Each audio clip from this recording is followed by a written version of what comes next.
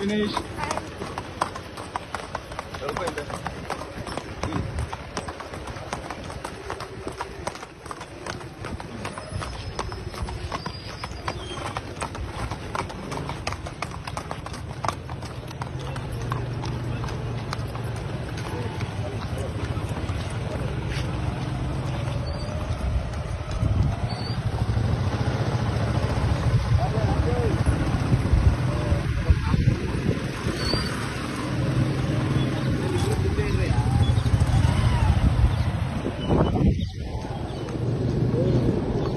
ಈ ಮಾಹಿತಿ ನಿಮಗೆ ಇಷ್ಟವಾಗಿದ್ದರೆ ಲೈಕ್ ಮಾಡಿ, ಶೇರ್ ಮಾಡಿ, ಹಾಗೆ ನಮ್ಮ ಕೋಸ್ಟಲ್ ಕನ್ನಡ ಯೂಟ್ಯೂಬ್ ಚಾನಲ್ಗೆ ಸಬ್ಸ್ಕ್ರೈಬ್ ಮಾಡಿ.